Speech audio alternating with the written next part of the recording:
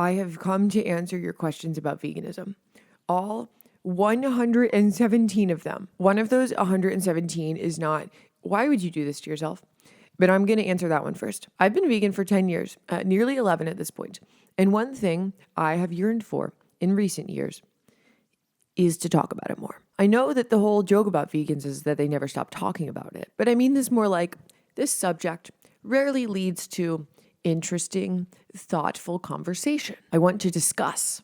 I want to discourse, and I want to be able to do so without a bunch of like stereotypes and assumptions getting in the way. So I'm here for that today. I'm going to answer a bunch of questions, but I am mostly going to try and get across like my framework for thinking about this kind of stuff so that you can perhaps leave better able to engage with veganism as a worldview, whether or not that is something that you are. I think people get really caught up in understanding veganism as a monolithic list of rules. And I don't see it that way at all. I mostly use vegan as like a cultural shorthand. It gets at the gist of what I'm about in a social setting. It is a helpful label at a grocery store or a restaurant, but it is not like the thing that determines what I do. My values determine what I do. Those tend to align with veganism, but veganism is not the starting point. I do not consult a list of rules. I consult my brain. The analog here is like my political values are my political values. There is a political party that is like the closest viable approximation of those, but the party does not determine what I think about anything. The party is something that I like negotiate with. And I think that distinction matters a lot because then veganism stops being about following rules and going, is this okay? And starts being about knowing what you're about, asking, do I think this is okay? Building the skill of like thinking through hard questions without getting anxious and defaulting to like, well, this is what a vegan thinks. This is what a vegan does. So I guess that's what I'm going to do. So that is like the lens through which I'm answering all these questions. This is not a conversion seminar. This is a long, gentle encouragement session to engage with a bunch of ideas, get more comfortable thinking through them, and land where you may. And with that, here are 117 things I think about veganism. This is a 20,000 word script. I'm going to have to finally learn how to make chapters on YouTube. The categories are why I'm vegan, drawing the line in different places, how to transition to veganism, how to handle social situations, non-food animal products, cultural big brain type questions, nutrition, specific uncategorizable scenarios, cost, food recommendations, and shitting and farting. Here it goes. Why I'm vegan. I'm genuinely just curious as to why start. I'm curious as to why you decided to go vegan. Does veganism have an ethical root for you? I am vegan because I think it's wrong for me to eat a sentient animal raised for food when other options are available. When I used to be vegetarian, my take would have been like, I think it's wrong to eat an animal that has been killed for food. And not that the killing isn't part of my issue now, but in transition to veganism, it became more about exploitation for me. I had trouble coming up with a scenario where there's any incentive to like not exploit animals when raising them for food at scale. Unlike many other vegans, I never watched like slaughterhouse videos beforehand. I didn't watch any documentaries beforehand. It was just kind of like slowly over time, the thing that felt the most right to me. Animal products sort of stopped feeling like food, and I couldn't really come up with a good reason to keep eating them. Besides, I think they taste good. And that didn't feel like a great reason to me. And the arguments against being vegan just kind of stopped compelling me or felt like they didn't apply to me. So we could say generally, yes, the for the animals ethical argument is the reason for veganism that speaks to me the most. Subcategory, the environment. Were the ecological consequences of eating meat something that led you to be vegan? Is it for the planet? For the environment? So another reason that a lot of people will be vegan is for like sustainability, environmental reasons. Animal products, particularly beef and other ruminant animals, have like outsized amounts of greenhouse gas emissions per calorie and also use quite a significant amount of land and resources. I didn't know any of that when I went vegan, so it didn't contribute to why I became vegan. And I can't say it contributes now either. It's not because that's not true. And with a growing global population, we're going to have to find a way to feed all of those people. And that's going to be really hard to do with a growing amount of animal products, given the climate change and the land use of it all. I guess I don't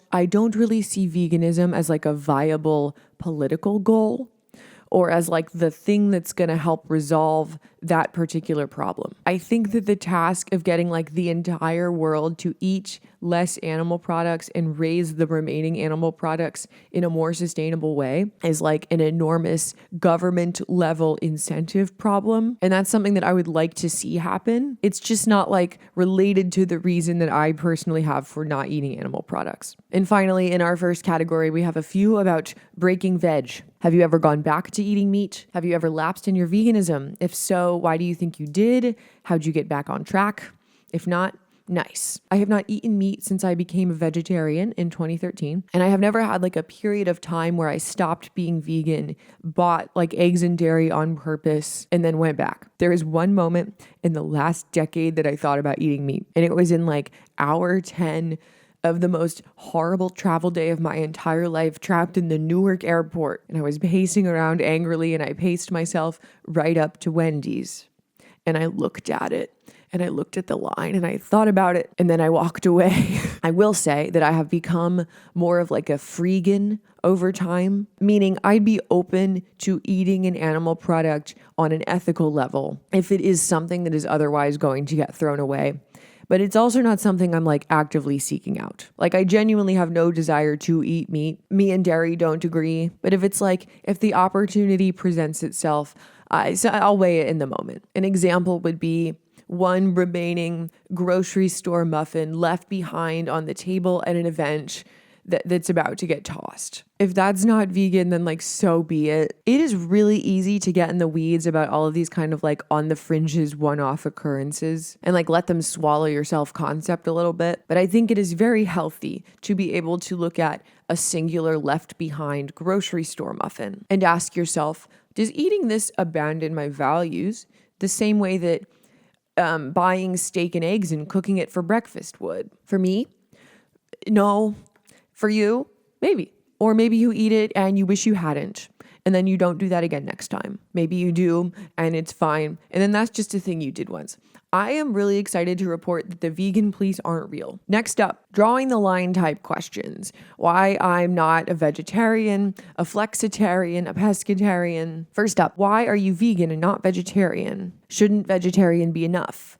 And why are vegetarians against non-lethal animal products like milk and eggs? For me, 2 reasons. The first is something that really changed my mind as a vegetarian, which was learning that in many cases, milk and eggs are lethal. So the thing that I objected to about meat also applies to other animal products. In large-scale egg production, male chicks are killed because they can't grow up to produce eggs. And with milk, mammals only produce milk when they have had a baby to give milk to. Cows aren't just like constantly needing to be milked unless they have had a baby cow. So the dairy industry supplies the veal industry. That calf becomes veal, and then the milk is drank by us. And then the other reason is something I kind of got into in my initial why am I vegan answer, but sort of beyond the idea of like I'm against killing animals for food. I also try to just broadly not see animals as products, as something to be produced. I see them as being exploited for that product, especially when there is profit motive in producing it. The first reason hit me on like an emotional level immediately. And then the second one is more of like a worldview I have come to over time. So when you say, shouldn't vegetarian be enough? I cannot be the one that decides that for you. I hit a point where it wasn't enough for me, and the reasons that I was vegetarian applied to being vegan as well. So that is what I am. Vegetarian might be enough for you. You should take that up with you. Okay, but what about happy chickens and cows? Why vegan and not ovo-lacto-vegetarian that only eats milk and eggs from cows and chicken that are free to roam and not packed in tight spaces? My coworker asked, but can you eat eggs from happy chickens? I told her I would not, but I would be interested in another vegan's take on this. And would you eat eggs if they were ethically produced? No harm to the chickens, free to roam, because I have a feeling that eggs are just animal waste, not something that's actually being taken away from the animal like milk. I'm going to look at 2 possible scenarios here, and then I'm going to talk about like backyard chickens, your neighbor, your own chickens in the next answer. I understand that animals shouldn't be killed for food is a much more broadly convincing argument than animals shouldn't be exploited for food. In a world full of exploitation of all kinds, most people do see animals as products and would be okay with those products if those animals had a nice life. That is not my position, but I understand it. So the first possible scenario here is like you're at the grocery store and you see labels that say things like cage-free, free range, whatever. If we're at the grocery store, if we're at ShopRite, I would look at those with a pretty healthy degree of skepticism. Land is very expensive. Raising animals for food is very expensive. Razor thin profit margins in agriculture. The incentive to give an animal a lot of space to hang out with its friends while raising enough of them to sell nationwide in the grocery store is like slim to none. If you see something that says cage free at the grocery store, that can often mean the chickens are still like trapped in the same overcrowded barn, way too many of them in there, still can't go outside, still can hardly move. There's just not cages within the barn. So like cage free, sure. Happy chickens, no. But okay, scenario 2. We are at a small local farm stand. We're at your farmer's market. We're not Tyson pretending to do that. You like know this guy, this is your egg guy. I can understand the position of someone who would eat those eggs. And that is basically like what I hope for the future to be. Just like assuming that most people aren't going to be vegan one day is like producing way less animal products. And the ones that we do have are like produced in better ways, produced by someone that you know. You are more connected with that animal and its experience than you are with like the detached nature of the grocery store. No one asked me about hunting and fishing, but I actually feel similarly there too. I see a role for it. I see it as an improvement on large-scale animal agriculture. So yes, I know there are people out there who like raise animals for food, who care for those animals, and they see this as part of like the circle of life, and they want to steward that part of it well. So this is not me saying I think those people are bad, or I think you're bad if this is where you choose to draw the line. I see a role for those kinds of farms in the future. I think that's a good direction to go. I just personally get uncomfortable when commerce is involved and the product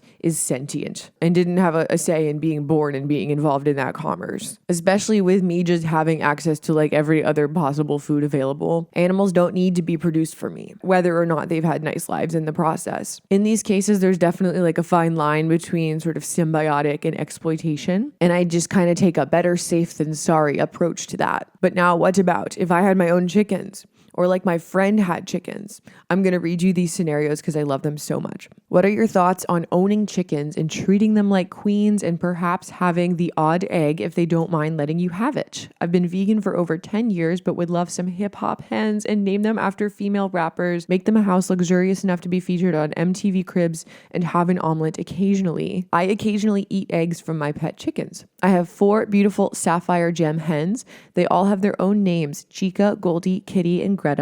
I view them as companions and not livestock. I give them the best quality feed I can buy, and I give them a bunch of treats, and they have some toys in their run. They are very healthy, and from what I can tell, they're happy. They don't seem attached to their eggs at all. I've never seen them brooding, and they've never seemed interested in eating their own eggs either. My mom and dad are typically the only ones who eat their eggs, but on occasion I will use them in baking or if I'm in a big rush and need quick protein in the morning when I'm out of protein shakes. Despite this, I still consider myself a vegan. My only exceptions are eggs from my hens or thrifted leather and wool.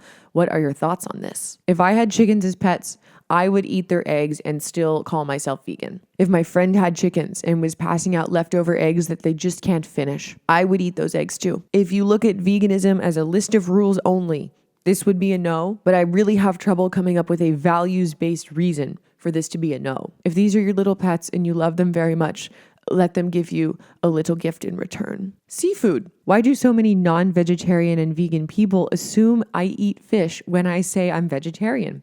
Isn't it obvious they're animals as well? I have encountered this a lot and it's very funny to me. My only guess is because they're kind of like less sentient than our classic barnyard animals, but they are still very much animals, like literally scientifically. Kingdom of animals. I've had this happen quite a bit and I don't understand it either. Okay.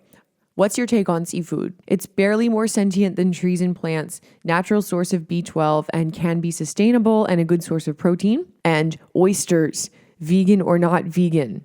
Oysters versus animal deaths in crops. I am so tempted to give you like a perfect vegan answer here, but I'm just going to be myself.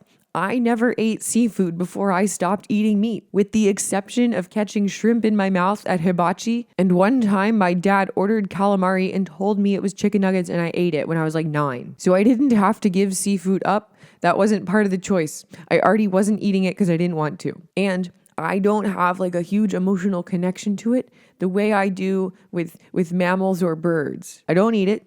Partially out of disinterest, and partially because none of these things read to me as good reasons to do it when there are other options there. I can get B12 by taking B12. There's plenty of plant-based proteins I can eat. And I like to take the better safe than sorry approach to sentience. I would not call fish barely more sentient than a plant, less sentient than a cow.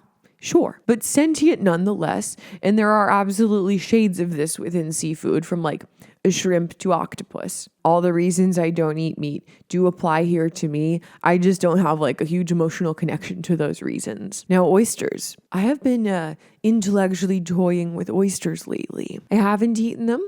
I don't need to eat them. But the conversation in my mind is like, if they're not sentient, what's the problem in it? And if oyster farms are actually quite good for the ocean, what's the problem? On the other hand, we've been very wrong in the past about animal sentience. We could be wrong again. If for like some medical reason at some point in the future I ever needed to eat animal protein, oysters are definitely where I would start. I'm not going out of my way to eat them at this juncture in my life, but I can't say I object to them the way I do to beef. And the animal deaths in crops thing. This, to me, is something that has basically only ever been brought up as a gotcha. I don't think you're doing that here, but just like out in the wild. People love to hear that you're vegan and then immediately be like, "Blah, how can you call yourself cruelty-free? You don't even care about the bugs in your crops." Couple things here. I don't use the phrase cruelty-free. Also, if we're being genuine here and we're worried about habitat destruction and ecosystems, feed crops for animals and grazing land take up more land than is actually used for crops that we eat. If you want to talk about land use and insect death per calorie, I think that vegans would win, actually. And third, to me, none of that falls under commodifying animal lives for food. I am very much here for like supporting agriculture that supports ecosystems instead of destroying them, and improving soil health and minimizing harm on our way to figuring out how to feed the billions of people that live on this earth. And I do not feel as though people who are posing that question to vegans are doing so with that in mind. I think that they're just annoyed by vegans and think that they've got a really good argument against them. This is not a rant directed at you, the question asker. This is just like a rant that I have. And I'm inserting it in here because it is my YouTube video. More bug-related questions. Honey. What are your takes on having honey from a local guy that has bees? The animals are well cared for and in exchange provide food. What's up with vegans not eating honey? I would really like to go on a vegan diet, but cheese, honey, and eggs are just too delicious. Why can't I eat honey? They're just freaking bugs. Honey, honey, honey. Must be funny. I have conflicting honey feelings. It's a topic that makes me want to argue with everyone. So I'm going to do that now. Like the bugs in the crops thing. Honey does often feel brought up as a gotcha. It's a thing that makes vegans sound ridiculous. And I think it's a missing the forest for the trees kind of thing when people are like, I'm not vegan because the honey thing is stupid. It's a really big leap from honey to beef. And when I hear that kind of thing, I'm like, well, hold on a minute. I am interested in complicating honey. I'm interested in discoursing honey. I just don't like when it's used as an excuse to not have to engage with the rest of the worldview. And again, I don't think anyone's doing that here. I asked for these questions. I'm arguing with the general concept of people who have done this to me in my lifetime. Now, honey. What do I think about honey? The argument for eating honey that compels me is that it would be supporting the ecosystem for our precious pollinators. On a small, local scale, I buy that is happening. On an industrial scale, no, I do not. And in response to that, in response to the but honey supports pollinators argument, the vegan in me wants to say, if your whole thing is supporting pollinators, why do you only support the ones that give you a product? There are a lot of non-honeybee types of bees. Ultimately, this is all pretty in the weeds, and I would probably buy farmer's market honey if I had done some research about where it came from. I would not buy grocery store honey. I have eaten some honey graham crackers sitting on the table at the end of the party. And at an old job, I interviewed a guy who had a mead farm, and I taste tested his varieties of honey because I could see his like very small amount of hives sitting right there. And he just seemed to be like a nice dude who really liked his bees. I don't know. The exchange of commerce does still like make me a little uncomfortable, but this is something where I could see under the right circumstances, I think honey would be okay. Under the right circumstances. And if you are someone like in this comment who says, I could be vegan except for honey, or like vegan except for these couple of things, to that I say, great. Do that. I agree that it is hard to emotionally connect with insects. I don't like bees. In fact, they kind of scare me. I understand they're important for the ecosystem, so I approach it from that lens. And then I just try to not let the most cynical parts of me guide the honey conversation. A couple more like reducitarian type questions. Am I wrong to think we all need to eat way less meat and dairy, such as non-vegan food 1 day a week, to reduce environmental impact and end extreme factory farming and not necessarily go completely vegan? And so nonetheless, the propagation and advancement of vegan technologies is vital so that people don't miss meat. This is the way I hope the world goes. I think that some people being vegan and sharing that perspective is also going to be a part of that. I also think that omnivores eating more vegan and more vegan products is a part of that. The only thing that I think we should all do, and I don't really like using the word should, is assessing the situation at hand and seeing what we think about it and doing what is viable for us. If you have done that, and don't feel compelled by veganism, and that's from within and not based on like stereotypes or whatever, then so be it. What are some differences in reasons you have seen in people who choose veganism versus vegetarianism? There are two that immediately jump out at me, but I haven't thought about this very much, so grain of salt. The first is that I feel like a lot of the vegetarians I know became vegetarian at quite a young age. It was like they had the instinct that they didn't fuck with meat when they were like 7, and then they just never ate it again. A very strong vibes-based decision. And the second is that I feel like I see more vegans who consider themselves to be part of like a movement and have explicit political goals. And I have seen more people explicitly tying veganism to other political positions. It's certainly a Venn diagram. I just feel like I see vegans doing that more often. I definitely feel like my veganism and my political views come out of like the same value set. But I also don't really see my veganism as something with political goals.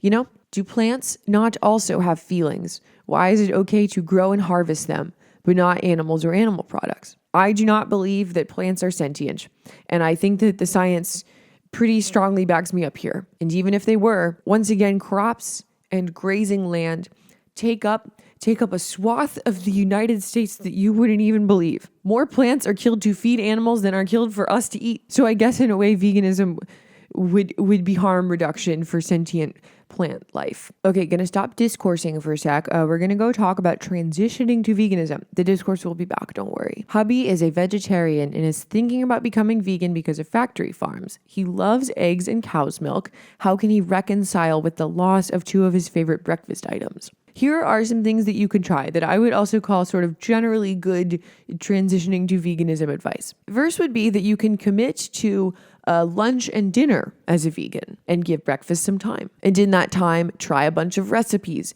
Do it in a fun way. Try stuff you've always wanted to try. Try to figure out like the perfect repeatable breakfast formula for you. Taste test all the vegan eggs on the market. The Just Egg is actually quite good. You are losing certain foods, but you are not losing cooking and eating. So if you like doing those things, let them continue to be fun for you. You can continue to enjoy them in the same way. And if it's the forever part that really gets to him, you can always say like, I'm going to give it a month. And if that goes well, give it another month. I am very pro taking a step, whatever that step may be, and then assessing and then taking another step based on that step. Cheese. How do I replace cheese if I am always eating cheese? Seriously, how do you live happily without cheese? And was there anything you felt you were losing by becoming vegan? Foods you were sad or anxious you would never eat again? And if so, do you still feel that way? I have paired the final question with the cheese questions because that's how I felt about cheese. It is the food that held me up for the longest time. I used to just like eat it, shreddy cheese straight out of the bag. Daily, frequently. And all my favorite meals were like cheese forward meals. Mac and cheese, Alfredo, cheese sticks, pizza, omelet with cheese. And I also ate a lot of dairy. My kind of last supper before I decided I was going to wake up the next day and be a vegan was the final pound of a 5-pound Hershey's chocolate bar. So my suggestion for you here is basically what I said in the last question. If giving up something you love forever feels really upsetting and scary, give it up for a month and reassess from there. And learning how to cook meals that are not cheese forward, that require replacing the food you love with vegan cheese. I found that the longer I went without cheese or a cheese replacement, the better vegan cheese ended up tasting to me because I forgot what real cheese tasted like. And so in transition, finding stuff where cheese is not an ingredient at all or not a main ingredient and getting excited about cooking and trying new things I never would have tried otherwise had I still been stuck in shreddy cheese on pasta land. And once you are more acclimated, once you've been at it for a few months, you can start giving vegan cheese a go. I think a lot of vegans want to downplay this feeling you're describing because they want people to be vegan, like, which I get. But it is very hard to look at like decades of your life and say, I'm going to remove a bunch of stuff I've enjoyed for that whole time, forever. Because food is not like just food. Giving up a food feels like you're giving up much more than just the food. And I think that acknowledging that, and that it will be a big change, and that it's going to take a while to figure out how to have those food experiences again with a new diet is okay. I've been wanting to go vegan or vegetarian, but it was always stigmatized in my household, and I can't get out of my head that it's an unsafe lifestyle. How do you start incorporating the diet you've always wanted with a low income? And how do I get the naysayers out of my head? I'm going to answer this with the assumption that you're still living at home and trying to work around non-vegan, non-vegetarian family. That is very hard. I didn't stop eating meat or go vegan until I was 19 and 20 respectively, and I was no longer living at home. So I'm not advising from experience here. I'm just spitballing some ideas. The first thing might be not doing anything vegan or vegetarian yet and just like involving yourself in the family cooking if you are not already. How does your family meal plan? How do they cook the regular stuff in rotation? Can you ask to learn how to do it? Can you take over dinner once a week? Try to find a point of connection over the existing food first before you show up and you're like, what if we did something totally different?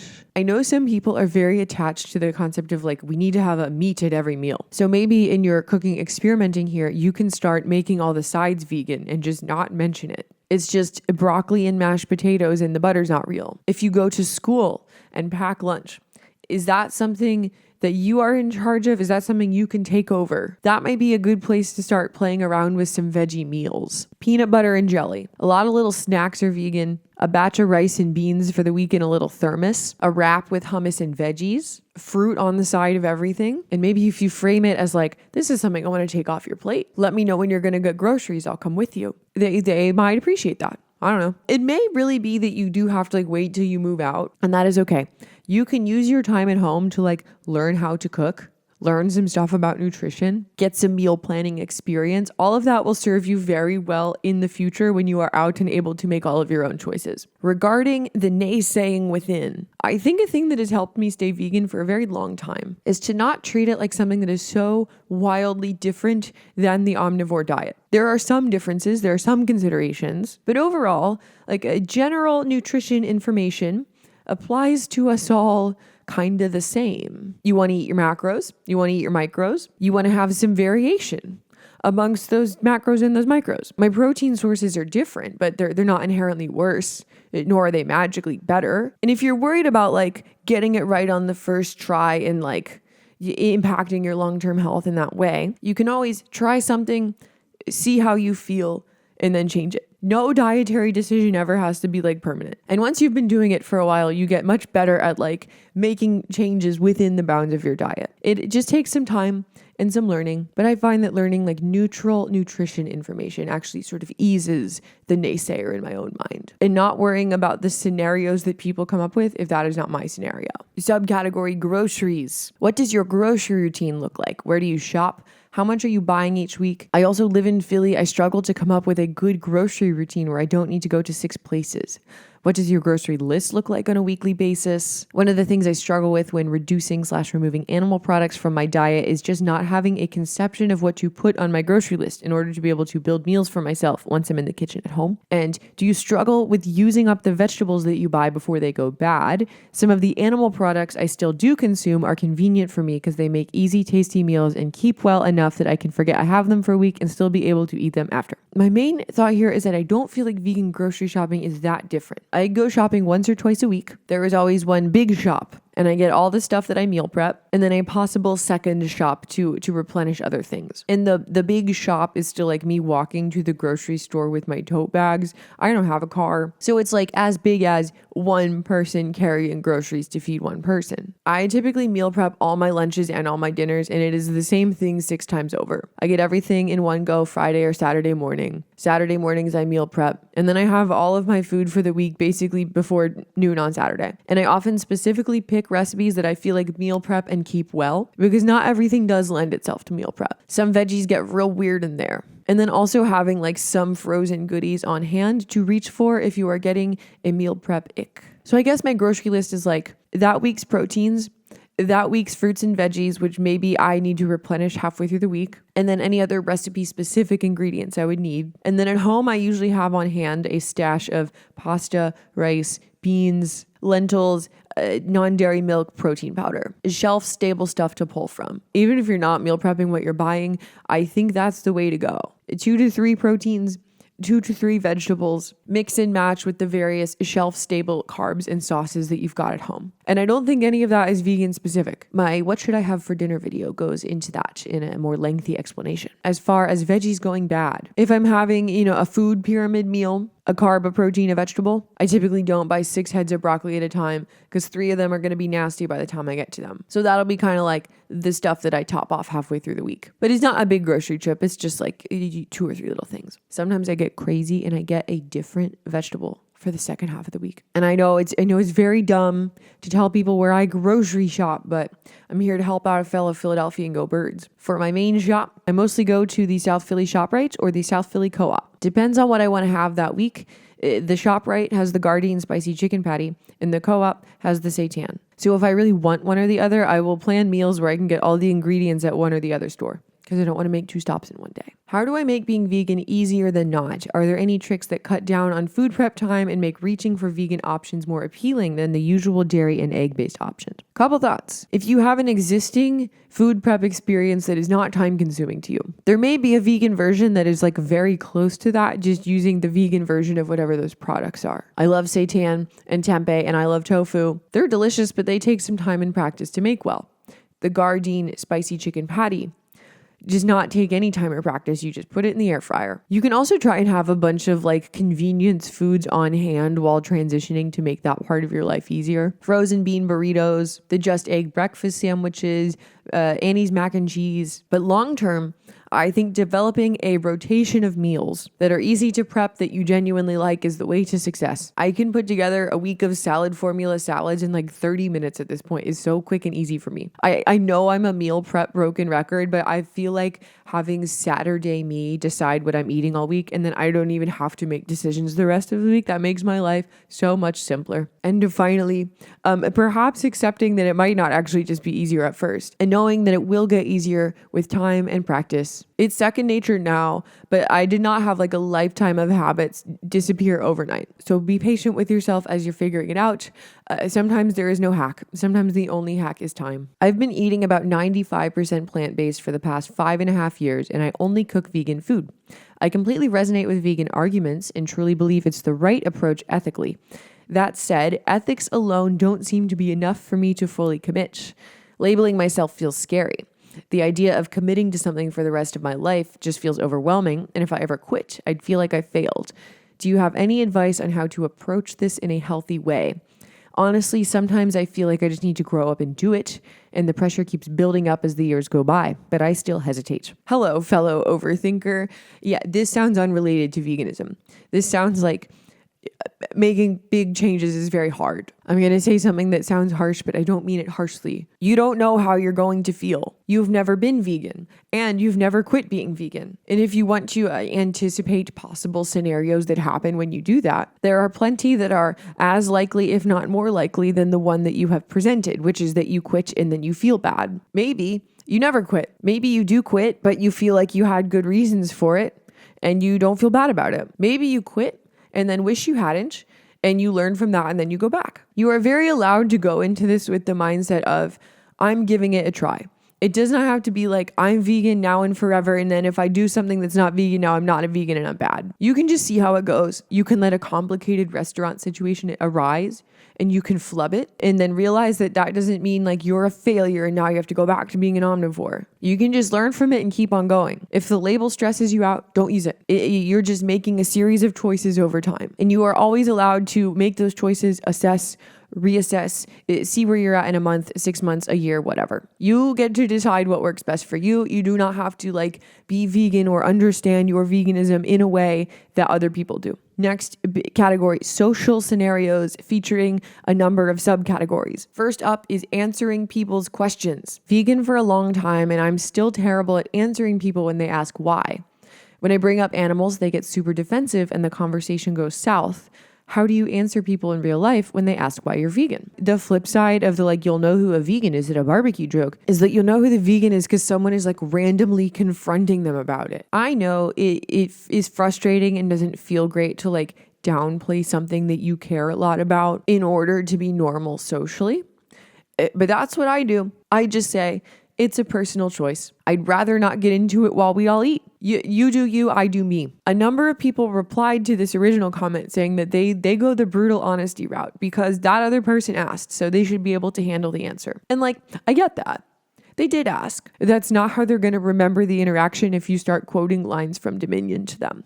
I get that it's not fair. I do wish more people would be like able to have this conversation without getting defensive. But if your goal is to plant a seed, the reality is that makes people put a wall up. So if you do like want to get into it in a social setting, I would recommend reading about deep canvassing and using those techniques instead of like info dumping facts on people. It is more about asking genuinely curious questions to that other person and opening up space for people to think through, why do I think what I think? Like many things I will talk about in this video, this is something that takes time and practice and patience. Most people aren't vegan. Most people don't get it. Most people think it's weird. And you can help them along in understanding it by helping them along in understanding their own position better.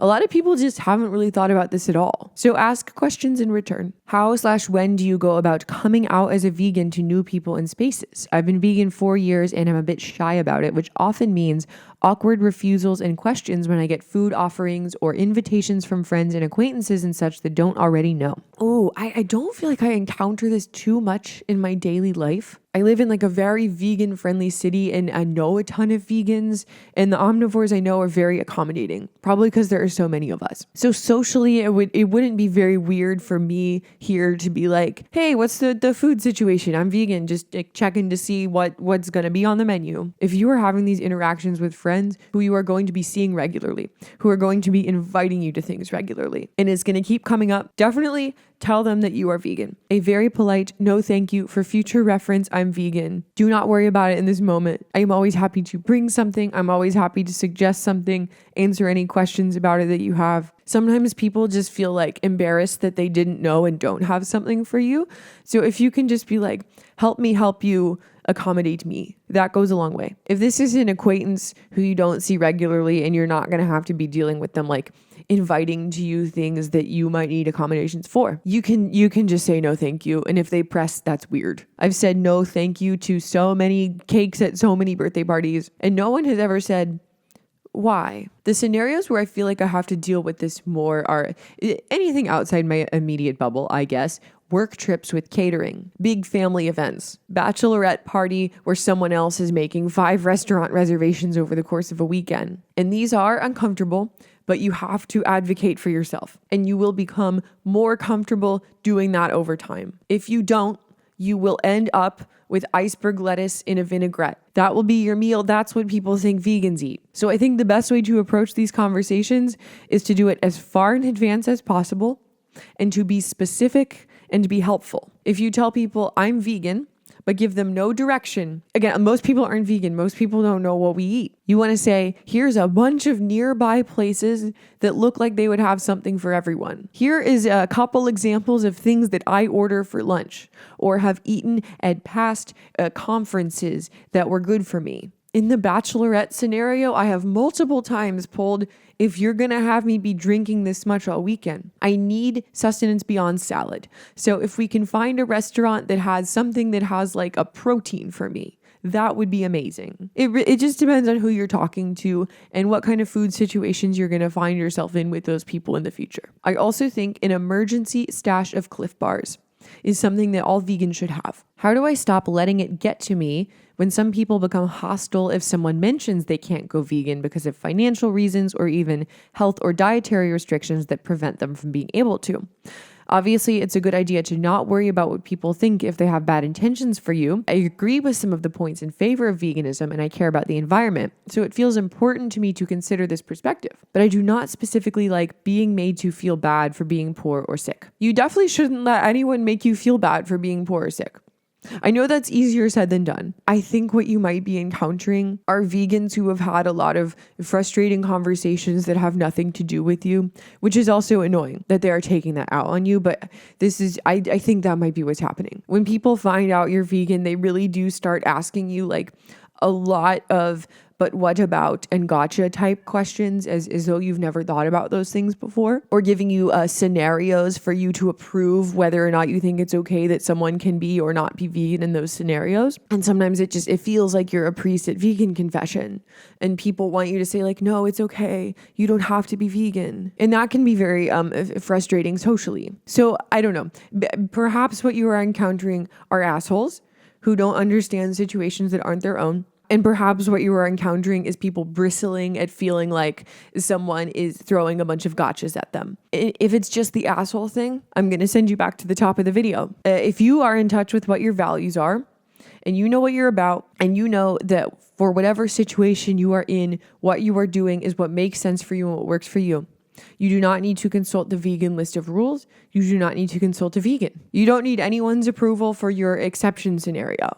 And that is a confidence that comes from within. Most vegans I know do think there are plenty of valid reasons to not be vegan, but you don't need them to tell you that for you to feel good about it. You have to feel good about it because you feel good about it. Social subcategory 2, going out to eat. What's it like when your friends want to go out to eat with you? Do they try hard to find places with good vegan options, or do you just not join them most of the time because it's a hassle? If I am here in Philly, this is a complete non-issue. The diviest of dive bars have seitan wings here. I am in heaven. Otherwise, outside of my bubble, it takes a little bit of education, but I think food is one of the greatest connectors in this life, and I refuse to let my veganism get in the way of that. It is not a hassle to want to be a part of a group of people enjoying food together. You just got to ask for what you need. And I think sometimes if you receive like a text with a restaurant suggestion and it's got nothing for you, I don't often think that's out of ignorance. I think people just genuinely don't know. I don't think that's like intentionally trying to exclude you. I think they literally just don't know. So I have had to tell people over the years, like the best things for me would be a few clearly marked vegan options that aren't sides. Let people know how to include you. Insist upon being included. If they are good friends, they will want to. You just might have to teach them how. How would you deal with social situations where you have the option of eating meat or eating a very low protein meal? Think restaurant with friends. My friends and girlfriend love sushi and barbecues. I just eat a low protein meal. It's fine. Meat is like literally not an option to me. Many times in this life I have said it's one meal.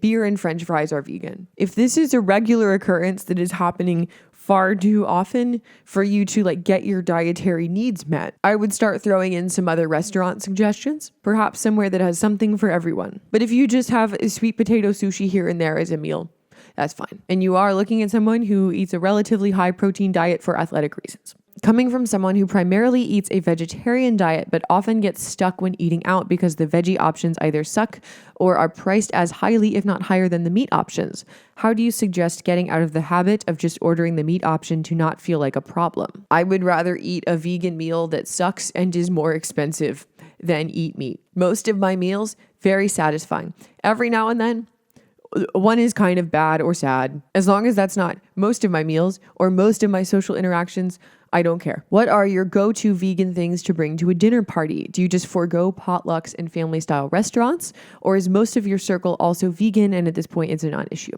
So the thing about me is that I like to cook and I like to eat. And that is something that I share with omnivores. I try to not make stuff with vegan cheese because I know that is not a crowd pleaser. And I know that meat replacements can be iffy.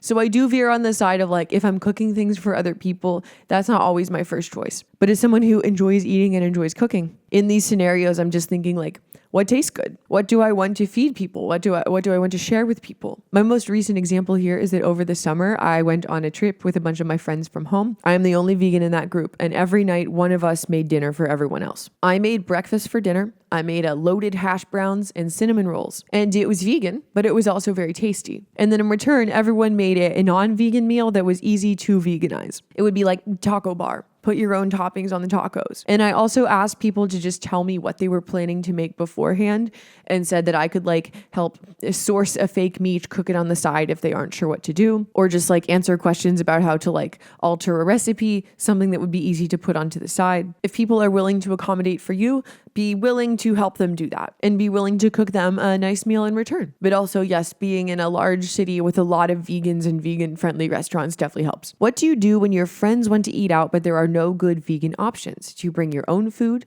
What if it's a spur of the moment thing and you don't have time to prepare? If it's not spur of the moment, I will try to suggest other options with a similar vibe, somewhere that has something for everyone. If they are locked into that restaurant and I have time to prepare, I will eat beforehand and then I will go and I will get a side and a drink and accept a worse meal for the sake of socializing. If it is spur of the moment and we're going right now and we can't go anywhere else, I will go and I will get a side and a drink and have a bad meal for the sake of socializing. One thing about me is that I'm just going to have a quarterly French fry meal and that's just going to have to be okay. But if this does keep happening, if they keep having restaurants that have absolutely nothing for you, I think you're very much in your right to say, hey guys, going out to eat's really expensive.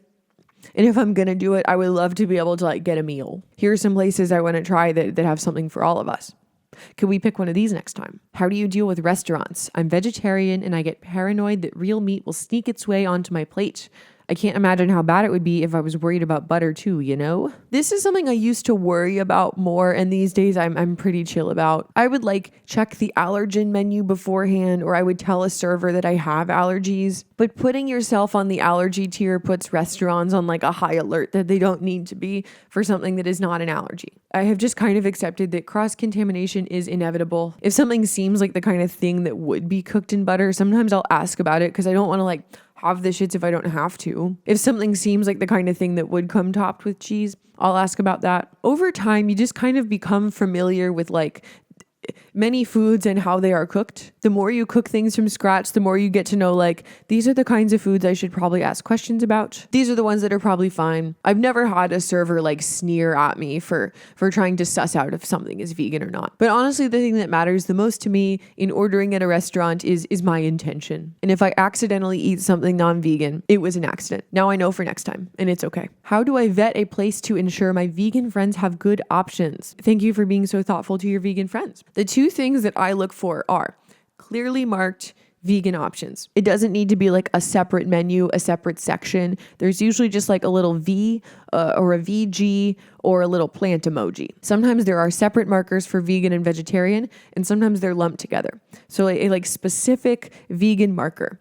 That's extremely helpful. And the other thing is vegan entrees. Many places will have sides or salads that are marked as vegan. But if I'm going out to eat, if I'm spending my money at a restaurant, I do prefer to get an entire meal out of that, despite my affinity for the occasional French fry meal. So having an entree or even multiple entrees to choose from, super exciting. I also always really appreciate it if it's like a group situation and people send me the menu beforehand to see if it will work before like getting the wider group excited about a restaurant and then I have to be the killjoy. I really appreciate when people do that. Subcategory, family. How do you deal with social situations where everyone around you eats meat and expects you to eat meat, like Thanksgiving and Christmas dinners with family? Thankfully, my family is really cool about it. I am the sole gatherer in a family of hunters. So it definitely took some time to figure out like a good system where I can have a main and some sides alongside everybody else. But this many years into it, we have it down now. The first thing I would say is to like make a point to tell people that you do want to be involved. You want to be there. You want to be a part of the meal. Talk to whoever is planning the meal. See if there is something that you can bring that help fills in some gaps that you can eat, but also everyone else can eat. Bring your own tofurkey. Bring some green beans. People are going to ew at your tofurkey and then they're going to get curious and they're going to eat your tofurkey. One thing I have sort of figured out that works very well with my family is that if there's something like mashed potatoes on the menu, they'll scoop out a little bowl of it and then I can mash some earth balance in it. And if there's stuff that's made every single year and the one non-vegan ingredient is butter, most of that stuff they make with earth balance now. So while I cannot eat every single thing on the table, I have a full plate and I feel included. It might just take a couple of years.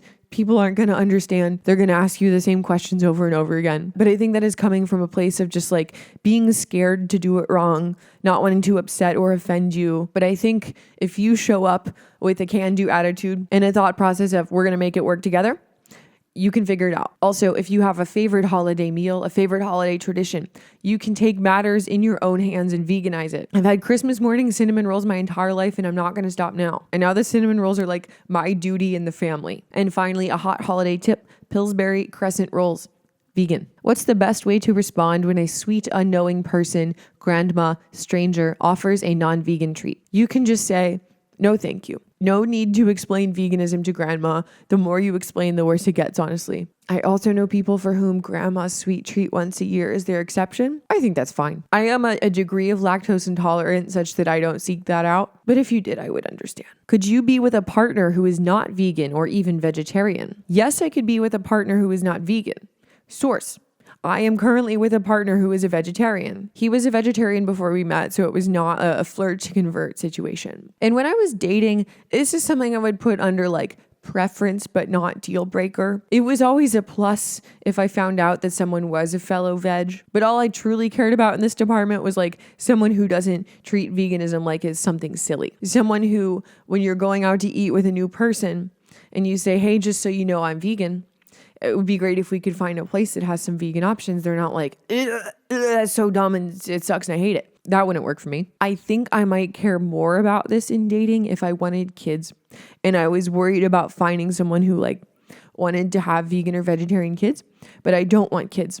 So doesn't matter to me. Social situations, subcategory, hosting. What makes you feel comfortable as a guest at a non-vegan dinner party or wedding or shindig? Is it enough just to have a few vegan options? Should I avoid meat completely or just meat presented in a way that looks too much like where it comes from? It is so enough to just have a vegan option.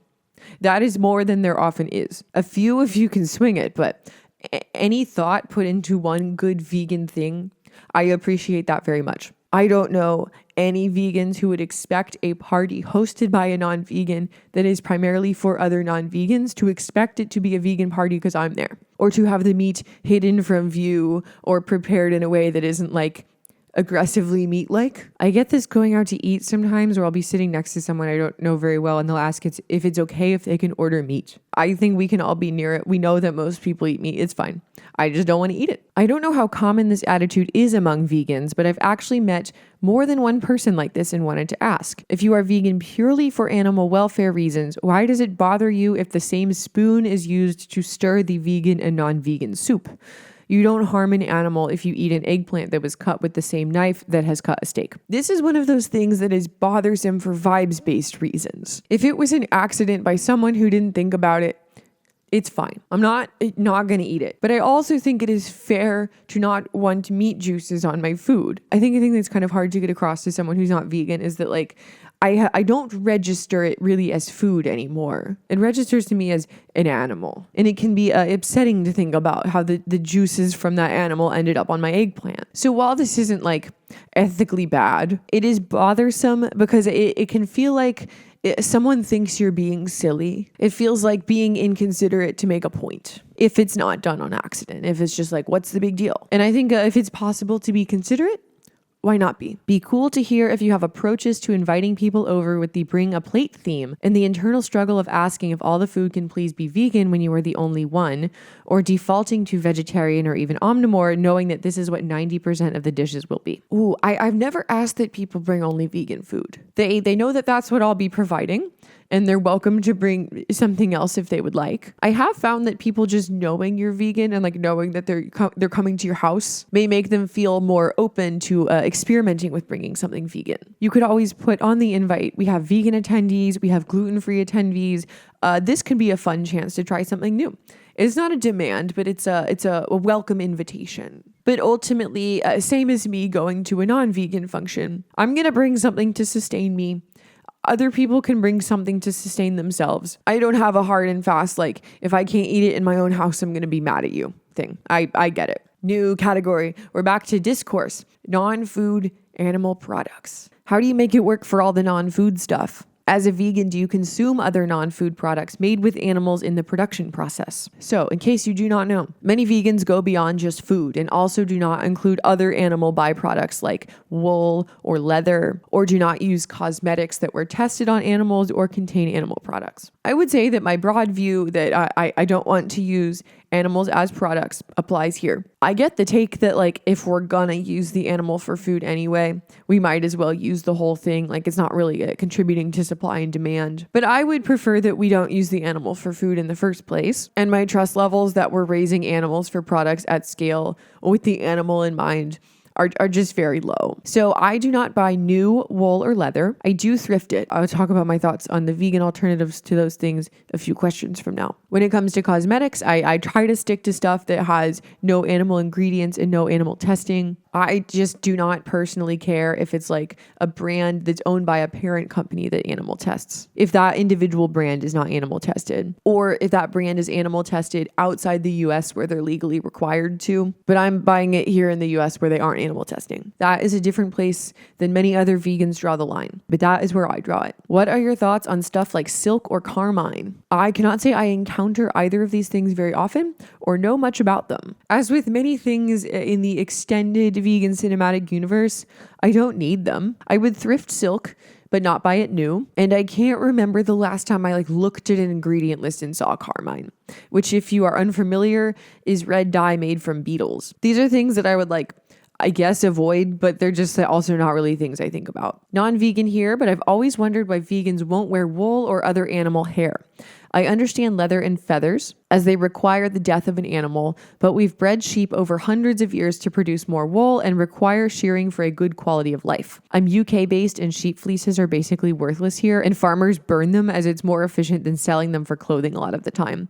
But I feel like this is such a sustainable compared to plastic polymer alternatives material that is so overlooked, not just by vegans. My answer here is similar to the would you eat milk and eggs from a happy cow or a happy chicken question. I'm coming from the starting point of, I don't want to raise animals for food or for products if there are other options available. I would rather we not have all of these sheep that we have raised for meat, and as a result, we have to keep shearing them and then figure out what to do with all that wool. So while wool is not a direct supply and demand, sometimes veganism is not about supply and demand. Sometimes it's just a vibe. Sometimes it's that's not my vision for food and clothing, to breed an animal to grow so much hair that we have so many of them to eat and we don't know what to do with all that hair. It is doing the best with what we have, but I don't like what we have. So I don't participate. I think there is probably a case for local wool, especially if this is a pet and not livestock. I do not live in the UK, which I do know to be full of sheep. So things truly may be different over there. I just know that I would not feel comfortable going to a big store and buying a wool sweater. On the alternatives and sustainability note, I don't think you're doing this. This is just another one of those things that people like to use as a gotcha, as an excuse to not engage with veganism as a whole. Haha, vegans are so stupid. They're just buying overpriced plastic. They think they're being sustainable and they're buying overpriced plastic. Most vegans I know don't like either option. My preferred option is secret third thing, thrifting real wool or leather, or secret fourth thing, just not buying anything at all. And sometimes I feel a little snarky and defensive about the sustainability comments because I guess sort of more sustainable in the sense of using what you've got, and real wool and leather last longer. But also, raising ruminants at scale is famously the least sustainable thing to raise at scale. I don't know how things actually math out in terms of emissions per garment if we add in the creation of the garments and how long they last. But I'm also not going to call large scale wool and leather a sustainability win. And similar to backyard chickens, if someone, I don't know, you're in the UK and your neighbor has a bunch of sheep and they're their pets and they shear them, I think that wool is very fine. But at scale, it's just not my vision. Would you ever use or consume products from invasive species or animals requiring culling for proper population control in the ecosystem to thrive? Thinking alligator, lionfish, iguana in the southeast coast of the US. I have never thought about this before. I am in a part of the US where I've spent many years squishing spotted lanternflies. I would not ordinarily step on random bugs, but these ones I have been instructed to kill as an invasive species, so I will stomp on sight. I don't know if I would have an ethical problem eating a hunted invasive species. That doesn't really fall under the raising animals for food umbrella, but I'm also pretty generally uninterested in eating meat. So this is more of a thought experiment. It depends on the exact circumstances, but there's probably circumstances where I wouldn't be opposed to this on a moral level, but I don't know if that's what every vegan would say. I think more than basically every vegan I know, I am kind of conceptually open to hunting. Not me doing it, but as a practice that has a role in the world. So I might be an outlier in my answer here. I think there's probably an ethical case I would be okay with. I just wouldn't actually physically want to do it. What do you do for socks? All antimicrobial socks are merino. Help. Every day I learn something new. I had to Google this. I didn't know that socks were microbial or that there existed antimicrobial ones. This has sent me down a rabbit hole of learning that my stash of cotton socks are probably disgusting. So I also now need help here. If anyone has a suggestion. Is using animal waste products like guano and manure vegan? Another one I had to Google. Guano is the accumulated excrement of seabirds or bats, and that appears to be mostly harvested in nature, naturally occurring accumulated seabird excrement. I guess I think that's fine. I don't know. I wouldn't really like it if we trapped a bunch of bats in a house and made them live there and shit for us. I think this might just be too many layers deep for me. And if all food is fertilized with manure or guano, maybe not technically vegan, but if it's not, then nothing is. If anyone else knows more about this than me, please weigh in. Culture. We've got a big catch-all category here for random, interesting, and existential questions, starting with the ever non-controversial subcategory, my thoughts on non-vegans and ex-vegans. Do you think it's fundamentally wrong to be a meat eater? Should all people strive towards a vegan diet or lifestyle? Fundamentally wrong that we have animal agriculture at this scale done this way? I think yes. Fundamentally wrong to engage with that on an individual level in every circumstance. No. I guess the thing here is that I don't practically foresee a world in which most people are vegan. I hope for a world where animal agriculture is done on a much smaller scale. The incentives are flip-flopped. And people are kind of 80% vegan by default because that is the easy and convenient and normal thing to do, instead of it being something you have to actively seek out and try to be. That is my realistic non-utopian hope. When you meet someone who says they're trying to eat meat only here and there in small amounts, but not cut it out of their diet completely, do you sometimes silently judge them for being a poser that wants to associate with the good reputation and moral superiority among vegans without making the sacrifice of cutting out animal products completely, or do you appreciate the effort? I think it's funny you think that vegans have a good reputation that people want to be associated with. And some related questions. What are your thoughts or the thoughts of the vegan community in general of non-vegans vegans who try to reduce non-vegan consumption or switch to less unethical, though probably still unethical, non-vegan consumption. What are the best and most affordable ways to do that? And what are the worst meat/egg/dairy we should try to avoid? How I feel about someone who's reducing their intake of animal products is like excited for that person. I don't think most people make dietary changes like this, vegan or not, as a way of trying to communicate moral superiority to the world. I think that is mostly a decision that comes from within. I don't think they're trying to associate with a certain status or try to get people to think a certain thing about them. And thus this like poser thing is not something I've ever really thought. I am excited for you on your journey wherever it may lead you. I don't think there's any vegan stolen valor happening. The only thing that bothers me about when people say this to me is when it feels like they're confessing something to you out of guilt that you did not put on them. Sometimes when you are vegan, and it comes up because sometimes it has to. People love to start telling you how little meat they eat. And that is annoying to me socially. Not because I think you're a poser, but because why do you want me to know? Do you think I'm judging you? You don't appreciate the assumption that I'm judging you. And if you're feeling guilty about that, just based on my very presence, I think that's something you got to take up with yourself and not with me. If you feel good about the amount of meat you eat, you don't need my approval to do so. For the last part, I think avoiding grocery store animal products would be my starting point. Lukewarm take from an ex-vegan. The gatekeeping around the reduction of animal consumption and browbeating people for not being true enough Scotsmen has done irreparable harm to the perception of veganism. No gain is too little for a movement in which the most crucial outcomes are only felt on a societal level over a long time.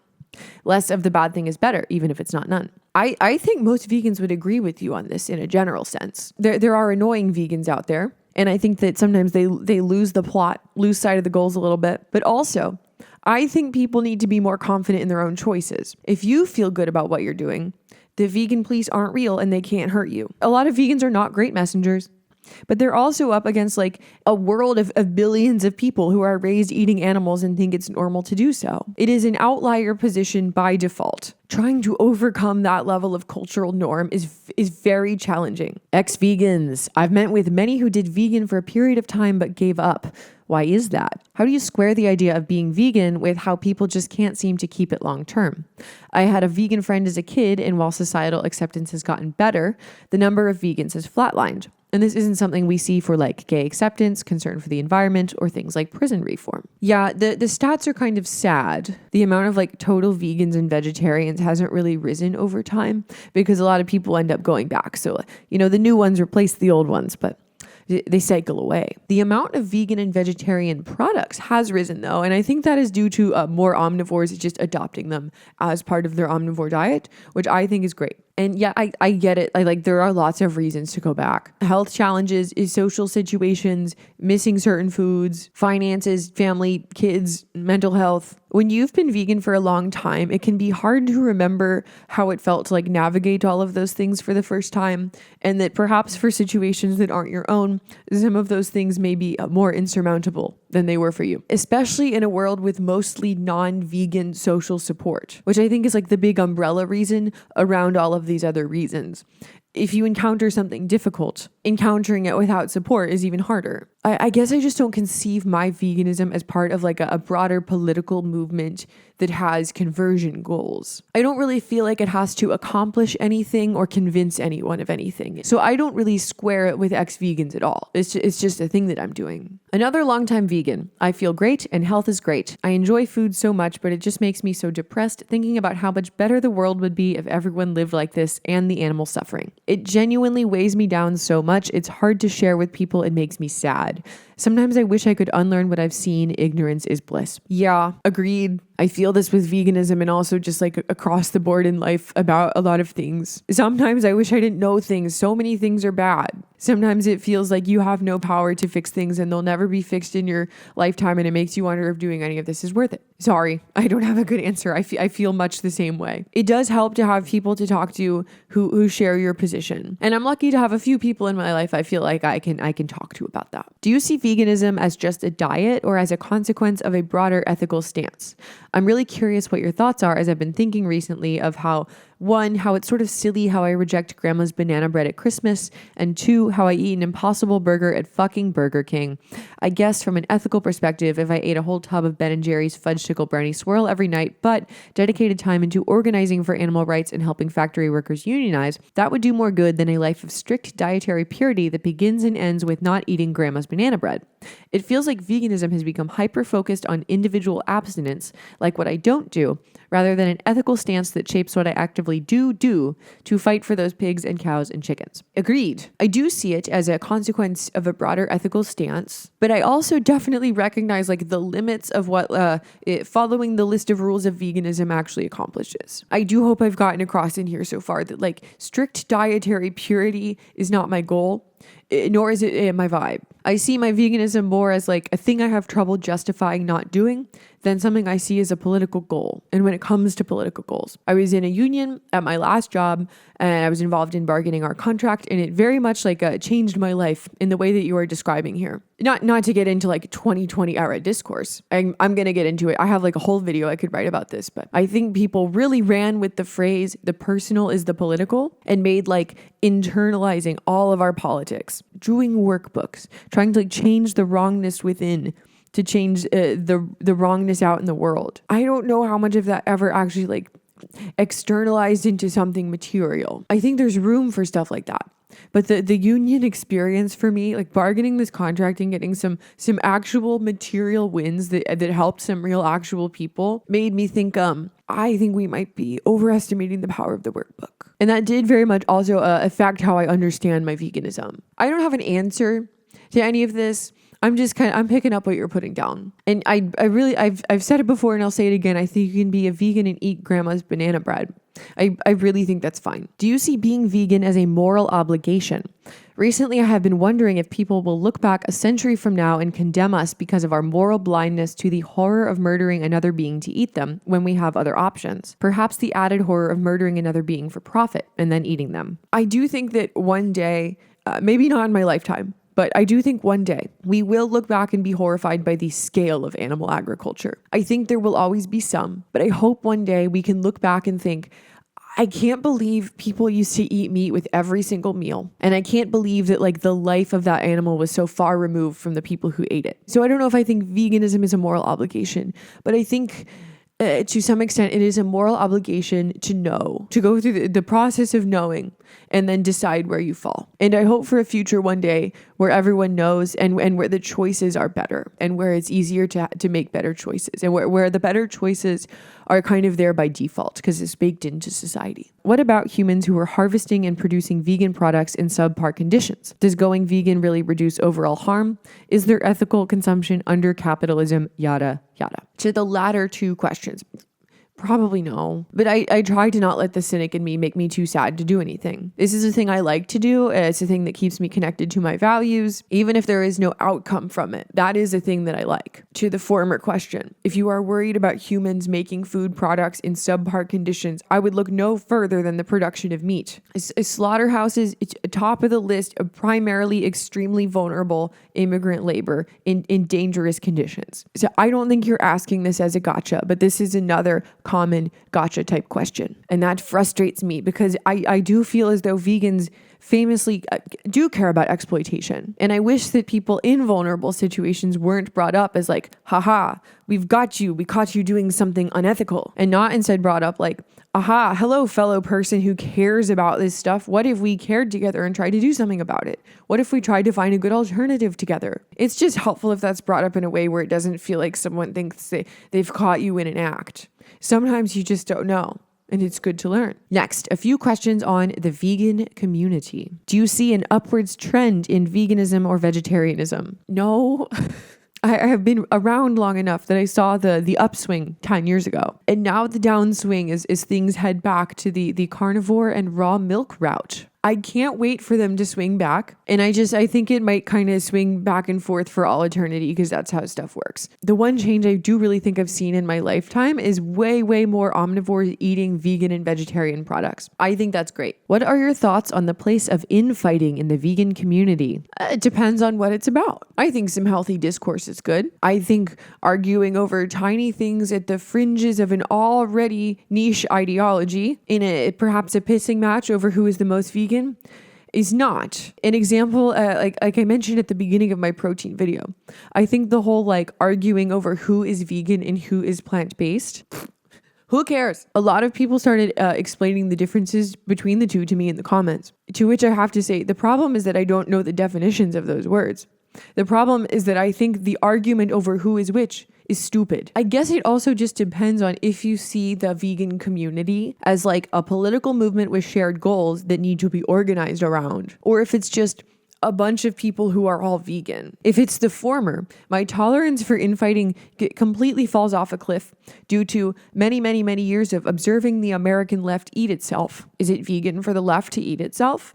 More on this at 10. Perhaps the discourse litmus test is, would resolving this fight help us move towards a goal? Or is this just ideological, non-material, going at it? I don't think the omnivores know what we argue about amongst ourselves, and I don't think we should let them know. We can't be letting them know about mosquitoes and figs. Okay, a few more uncategorized questions that kind of fall under culture. I see a lot of people saying that it's weird for vegans to try to copy the taste and sometimes texture of animal products. So I'd like to see what's your take on this. I have such a take on this. I see it all the time, and I think it is stupid, and perhaps even willfully so. There are some people who don't eat animal products just because they think they're gross, and they don't like the newer wave of veggie products that are trying to closely mimic them compared to the old school Boca burger. But the vast majority of people who don't eat animal products are doing it for non-flavor related reasons. I ate animal products for 20 years.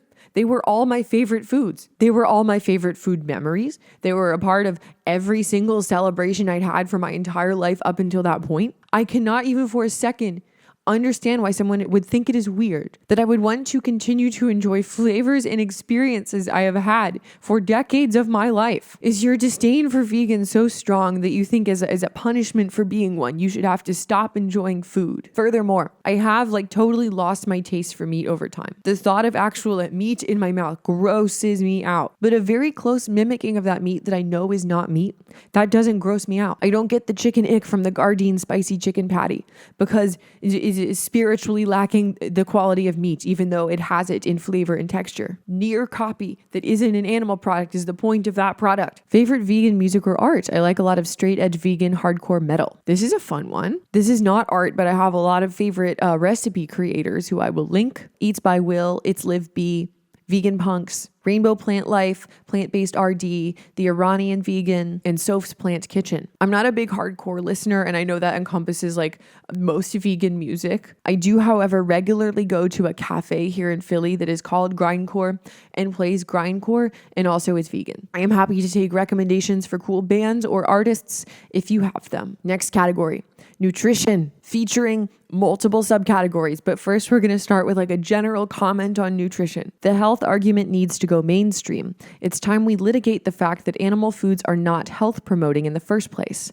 If I would be healthier eating meat and milk, I would, but it's just not true. Perhaps this is a surprise to hear from someone who primarily makes healthy vegan food on the internet, but I don't agree with this. And I've gone on a bit of an evolution here, so I'm going to talk about it. I do think veganism can improve someone's health, and I'm very happy for this person that it has. Going vegan did also improve my health pretty significantly. I didn't go vegan for health reasons, but a few months in, I was like, holy shit, I feel great.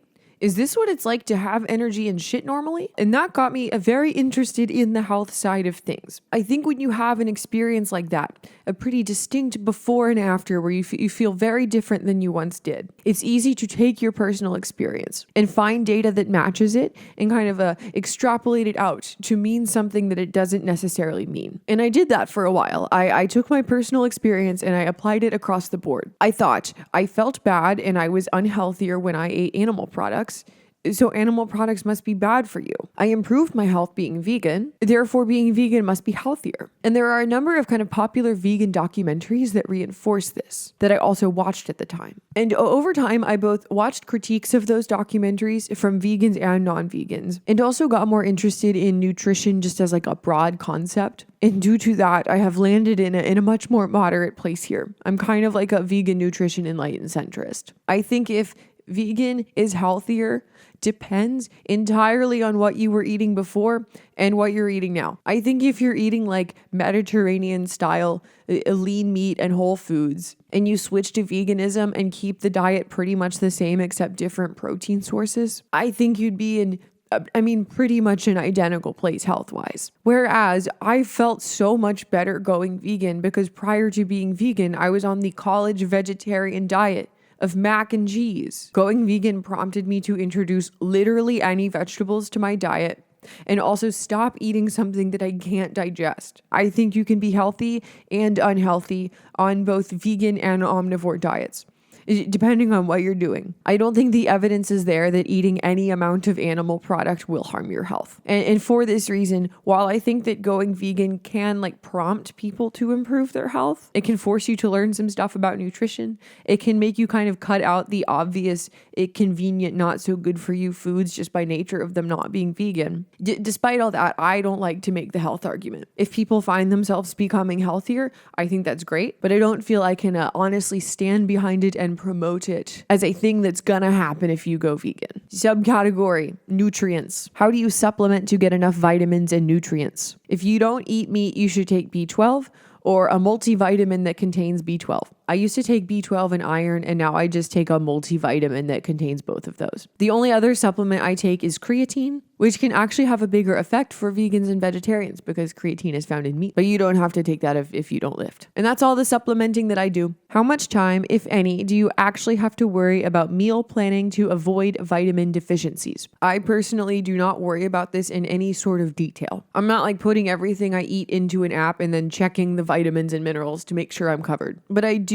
a meal plan with variety in mind. I try to make sure all the meals I cook at home have a carb, a protein, a fat, and a fruit or a vegetable, and that those sources are different between lunch and dinner. That is, I think, a good starting place that has worked well for me, but also regular checkups and blood tests as advised by your doctor, especially if you're going under like a big dietary change. Could never hurt to have some professional advice there, and I think there's nothing wrong with it. A multivitamin as a backup. I take one. This one just says calcium. I guess I should also throw in here before I answer any more nutrition questions is that I'm not a dietitian. I'm just a longtime vegan. So the nuances of how much of each vitamin or mineral to each, how they're best absorbed, how and why to supplement for certain things, that's all very much outside of my realm of knowledge. I just focus on variety and try to get like a blood test every 2 years. But there are vegan calcium sources. You can find fortified versions of the various non-dairy milks, and also tofu and leafy greens and legumes. I have heard that vegans are at risk for iron deficiency. Have you had it as a vegan? Do you take iron supplements? Do you have any vegan friends who have had it? I have actually long wondered if I am iron deficient predating veganism. I have always bruised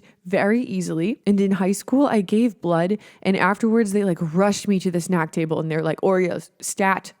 You look like you're about to pass out. And I was like, I feel fine. This is just what my face looks like. There's something like inherently anemic about me. So I've taken iron on and off over the years, and now I just take a multivitamin that contains iron. But regardless, it's never showed up on a blood test.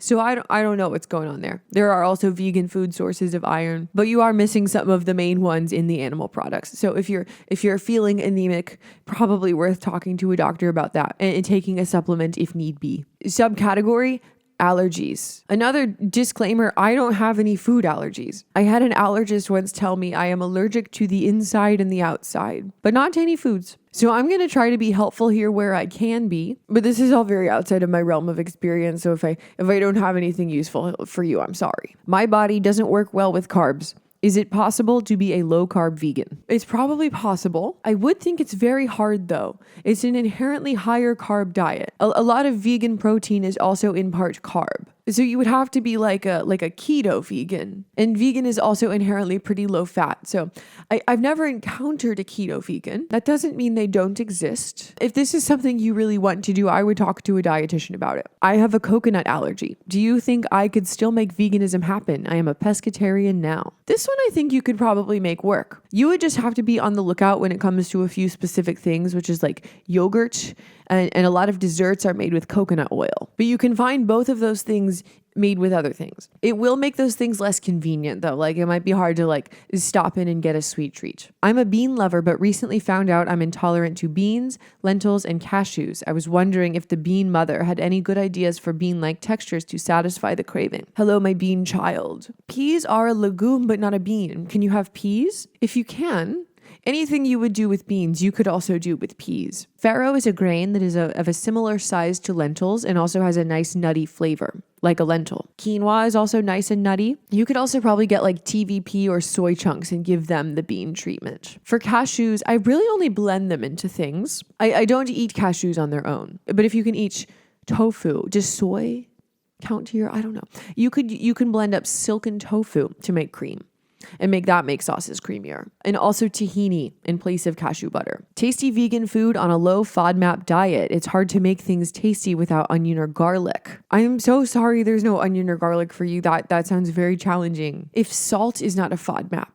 I would be salting more than you think is necessary. It makes everything taste more like itself. A brief Google search tells me that a lot of the nice like fall herbs seem to count as low FODMAP. So you could try and focus on foods that pair well with those and then salt them heavily. I'm also seeing that lemon zest and ginger are allowed. So that can give you that nice little acid punch. I'm sorry, I don't really know much about this, but I bet if you check Instagram or TikTok and search like low FODMAP vegan, there's got to be someone out there making recipes for you. What to do if allergic to nuts? This will definitely be tricky. Nuts are in a lot of vegan things. The milks, the baked goods, yogurts, cheeses, cream sauces, nut butter. I definitely think this is something you could do workarounds for at home. You can still have tofu, tempeh, seitan, rice, pasta, fruits and veggies, legumes. It would definitely be hard in like eating out and convenience and travel type situations. I would also recommend for you, same as the last person, hunting for some nut allergy vegans out there on the internet. But I think starting at home and familiarizing yourself with the swath of vegan products out there and what you can and can't eat within them before branching out into the world and trying to do it there is probably a good place to start. Okay, a few allergy questions together. My partner is allergic to soy, beans, preservatives, anything fermented, cabbage, and 50% of fruits. I know about seitan, but that's not readily available here without being super expensive other than making it ourselves. This cuts off a lot of variety. My wife is allergic to nightshades, all squash, all melons, all tree nuts, not peanuts, wheat, cumin, turmeric, black pepper, and can't digest legumes. We have meatless days throughout the week. Should I just not bother? And any tips for being vegan with celiacs? I have grouped all three of these together because I don't know. I think these all sound like things where you're already missing a lot of stuff from your diet by circumstance, and taking out more food groups may not be a wise thing to do. But if you want to be vegan or be more vegan, I would strongly recommend trying to figure that out with a dietitian, probably one that specializes in allergies, to figure out how you can get your bases covered while also not being able to eat a bunch of vegan stuff on top of the non-vegan stuff. Please don't martyr your health for the cause. How to be vegan and get enough protein. Allow me to recommend my own video, A Comprehensive Guide to Plant-Based Protein. The only thing I really try and do is make sure I have a source of it at every meal and a little protein snack. If you're doing that, probably not even with the snack, you'll be fine. If you have additional protein goals for athletic reasons, an additional shake or protein treat or snack will likely cover the rest of it. If you have further protein goals, if we're beyond a gram per pound of body weight and we're in bodybuilder territory, I would take that one up with a bodybuilding coach who has worked with vegans. But the rest of us probably don't need to be eating that much protein. If you just have it a few times a day with your meals, you're probably going to be fine. Easiest vegan protein to meal prep with. Easy vegan meals with a lot of protein. I think seitan is the easiest to prep in my experience. You can make an enormous log of it very quickly. Some other easy to prep high protein meals include bean and Beyond Beef chili, tofu scramble, bolognese with protein pasta, any mock meat served with broccoli and quinoa. You can pre-make and freeze breakfast burritos, bean burritos, tofu scramble burritos, and overnight oats with protein powder. Any good egg substitutes or quick protein substitutes. I've been a vegetarian for a few years and I toy with the idea of veganism, but I'm a broke grad student and sometimes eggs are just the easiest or cheapest protein source. Tofu. Tofu is very cheap and also egg-like. In my tofu video, I have a whole section about how to make it taste like scrambled eggs. If you buy a few blocks, cut them into chunks, and freeze them in individual servings, you can take them out one at a time, microwave it till the water is gone, and go forth and make them into eggs. Also, my answer to the last question for more high-protein meal prep options. Subcategory, satiety. How to get enough nutrition when you are tired of chewing a lot. Veganism tends to be high volume. I have a strong desire to eat less meat and work towards a pescatarian diet at least, but I get roadblocked by vegetables never feeling as filling as a meal, even if calorically or mass-wise it should be. What strategies or ingredients do you use to make meals feel bulkier? Curious how to make your vegan meals have enough energy to sustain you.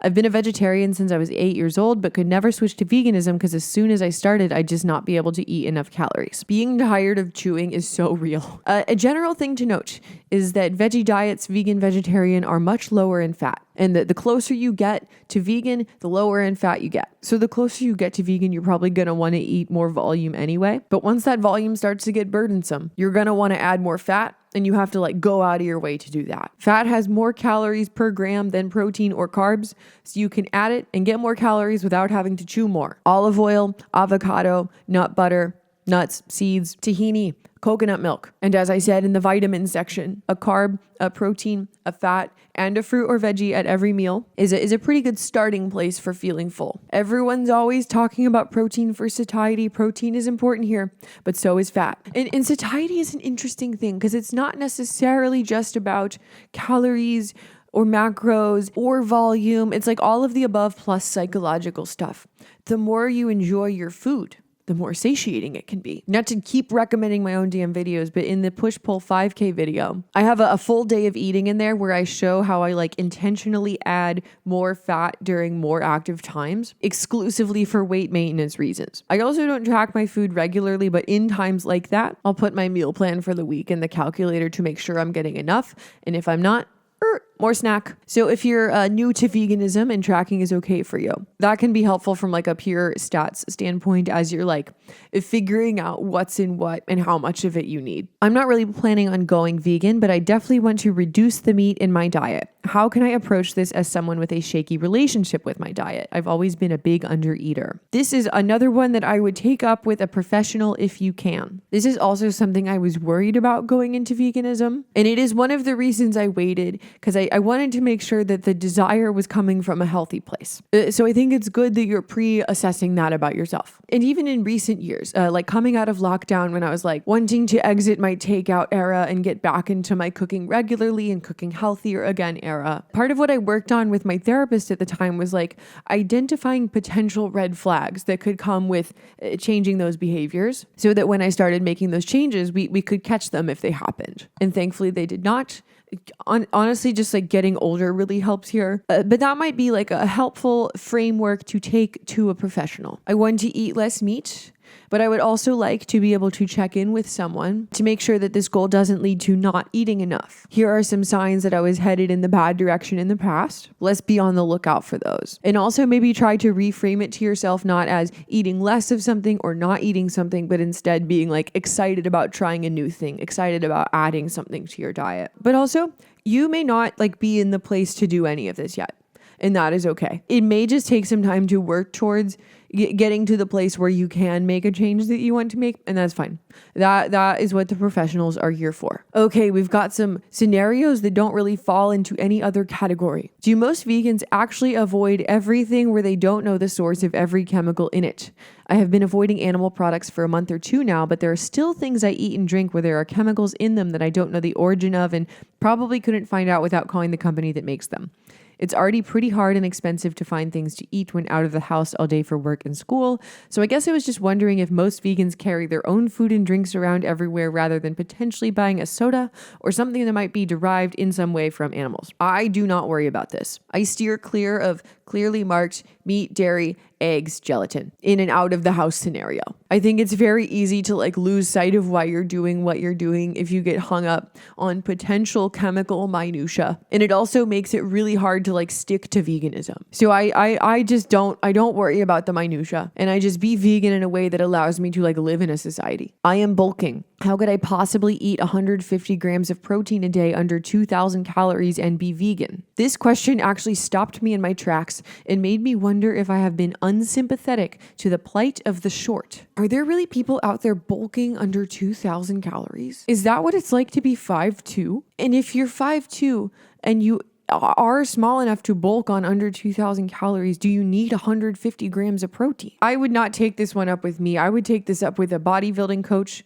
who is vegan or who has worked with vegans. There are also vegan bodybuilders out there who post their meals that you could use as kind of like a place to start. I don't do formal cut or bulk cycles, nor do I bodybuild, nor do I really eat kind of like a bodybuilding style diet. So I don't know. Those numbers don't make a ton of sense to me. How to eat a vegan diet in more rural areas with less access to options. How can I start being vegan or eat less animal protein if the grocery stores near me don't sell pre-made vegan protein products? This is another one outside of my realm of experience as a Philadelphian. So some of this may not be practical or maybe only in the US. I don't know where you live. But other people who share this experience, please chime in below. I don't want to tell you to just eat rice and beans because that would be kind of sad. It's fun to try all the vegan products. There are places you can get them online. I've ordered vegan meat and cheese from the herbivorous butcher. You can get it in bulk and you can freeze it. My favorite seitan from Blackbird Foods is available to buy in bulk online. I have never used Thrive Market, but I have seen many people use it and get vegan goodies from it. I believe those like leftover vegetable delivery companies like Misfits Market have a grocery add-on things at this point where you can also add on like veggie burgers and stuff. The Vreemery sells lots of artisan vegan cheese online. Purple Carrot has vegan prepared meals and also those like Blue Apron style prepare your own meals. All of this is going to be more expensive and less convenient to you, but those are some places you could get those things. It will definitely be harder eating out in a rural area. So you could always start at home, figure it out there, and then figure out what it looks like out in the world at a later date. One thing you could do in the meantime is if you or anyone else you know happens to be vegan, wants to be vegan, is to call up some local restaurants and tell them that you would love a veggie option and that you would come eat there if they had a Beyond Burger, or even the grocery store. If there are items you wish that they stocked, might as well ask for it. My partner has an unstable relationship with food because of childhood trauma. It's difficult to plan home-cooked meals when meal prepping isn't an option because they can't eat leftovers, and meat-centered foods are a source of comfort. Trying to lose weight and limit my own meat consumption as much as possible. For their sake, I'm trying to avoid girl dinner and sheet pan meals, but I don't want to have fast food and pasta every night. Help. I am definitely out of my depth here and would also recommend a professional in this situation. A dietitian who has trauma experience, a dietitian who has worked with couples that might have different food goals. Something in that realm. I am going to spitball some ideas here with the heavy caveat that I don't know what I'm talking about. Sometimes when I meal prep, I'll do like a half prep situation. It'll be like marinated protein that hasn't been cooked yet, and the veggies are pre-cut, but I haven't cooked them yet. And at mealtime, I'll throw all that in the air fryer and some rice in the rice cooker. So it's not really leftovers. It's just like I pre-did the annoying part of the cooking for myself.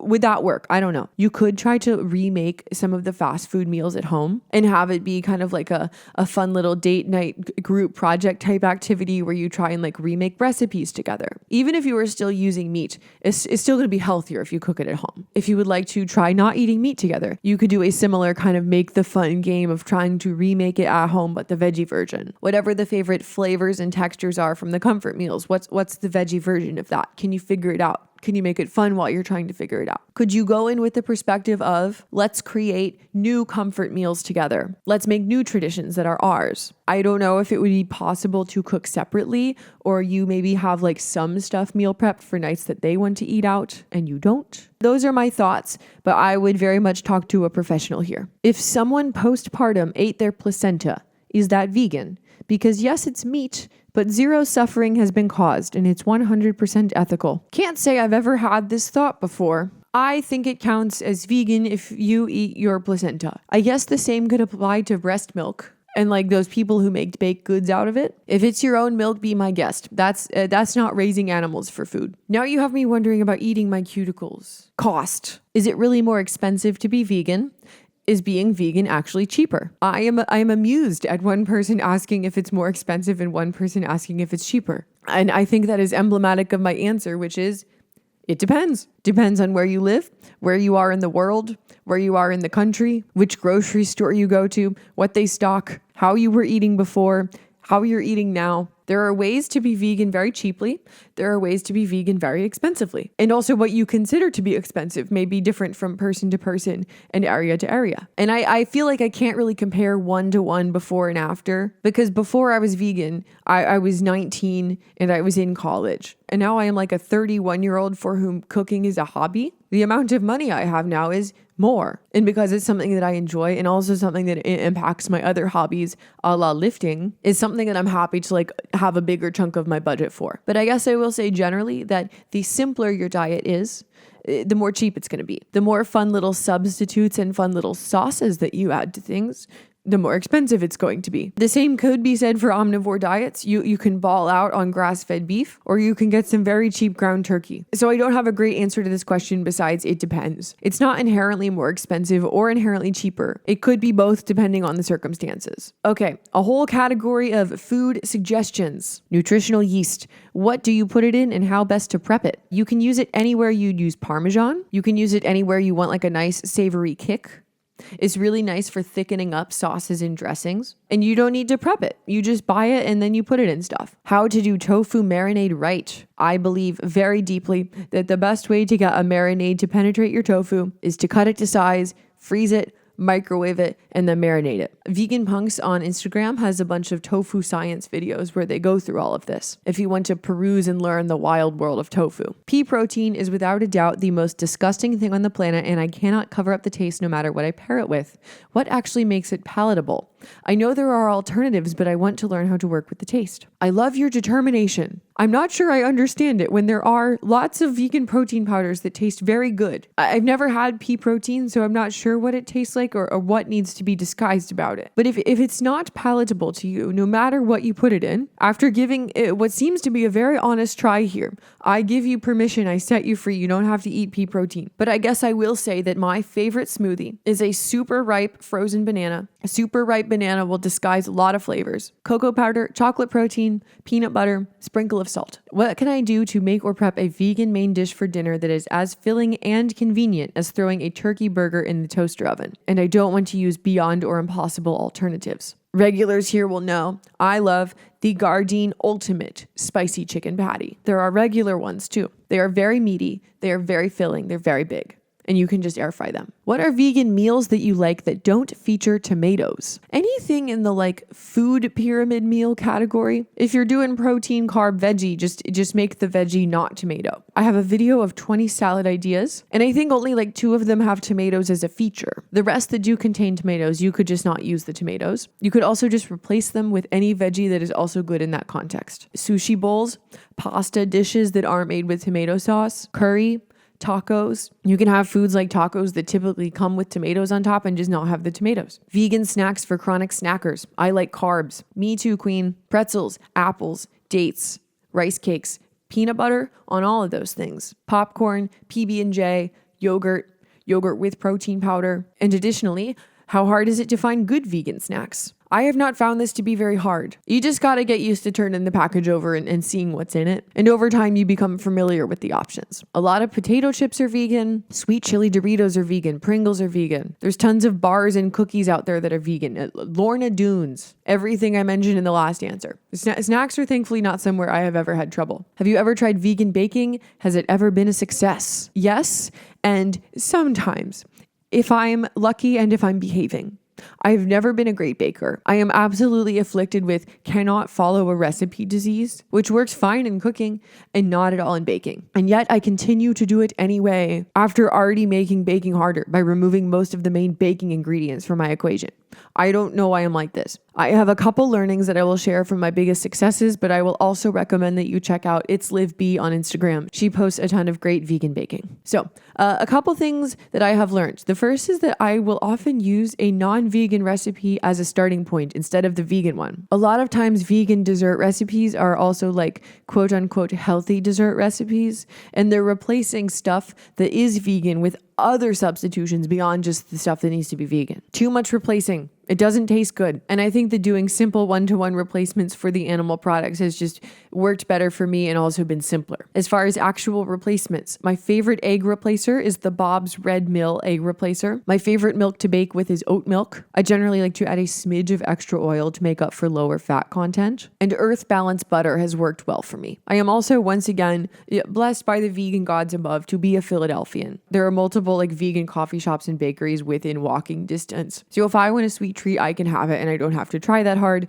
And that has prevented me from trying that hard. What's the closest to human kibble that I can eat? I just want the easiest answer that meets whatever macros, vitamins, what have yous for a struggling neurodivergent brain. There is a guy on TikTok that you should search for. Search the phrase, "This is my food." At least, I don't know, he was on there 8 months ago when I was last using TikTok. And his whole thing is that he's basically making kibble for himself. He's not vegan, but I think if you just like substituted the meat he's using with any vegan meat, the principle would apply. The closest thing I eat to human kibble is my oatmeal subscription. I get a box every month from Oats Overnight. I eat it every single morning. I add a scoop of protein powder to it, and I also add frozen blueberries.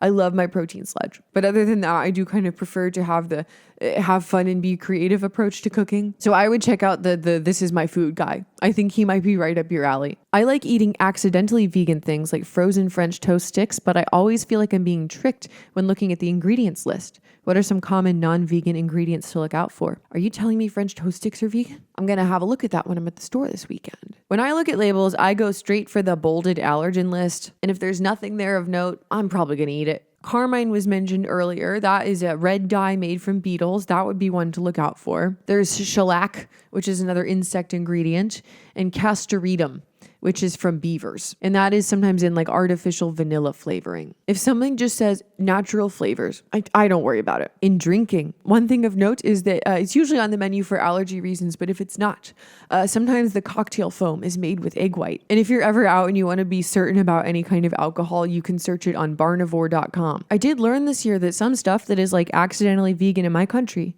is not everywhere in the world. I learned this buying Sour Patch Kids at the airport in London, and the texture was totally different, and I turned them over and they have gelatin in them.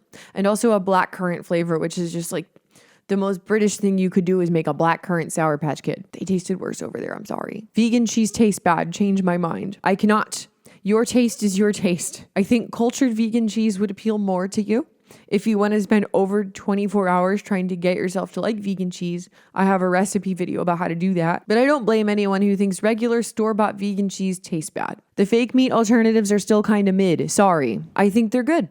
Glad we had this talk. Oh my God. We're finally here. We are at the last section. I started filming this at 8 o'clock this morning. It is 11:50. Anyway, we're here. We are finally here. We are at shitting and farting. Do the bean farts ever stop? No, I made cream of mushroom soup and a white bean cabbage soup this week. The consequences of eating those two back to back in the fart department after all these years is still kind of like genuinely shocking and vile. How do you deal with the diarrhea from switching to plant-based proteins? Is it just me, or is shitting on a vegan diet really a miracle? I know it's the fiber, but damn, it's so smooth. Yeah. So the thing I probably Googled the most in my first month of veganism is like, what is happening with the poop? I had never experienced anything like that before. I'm extremely lactose intolerant and went from a diet of like primarily lactose and no fiber to a diet of no lactose and a lot of fiber, basically overnight. Your insides are going to like take a while to figure out what to do with that. Over time, the insides figuring it out developed into what is described in the second question: smooth and miraculous shitting that even 10 years in, sometimes I'm still just like, damn, dude. This is, of all the reasons to be vegan, this is at least top 3. You don't know how good it can be until you know. If things have not solidified for you after a few months, you might want to take that one up with a doctor. Maybe there's something new you added to your diet that's not getting along with you. But you really might just be like digestively not sure what to do with all that fiber for a bit. Okay, that's it. I have nothing else to say. I've said so much already. So I hope that this was interesting. It better be if you're still here. Okay, bye.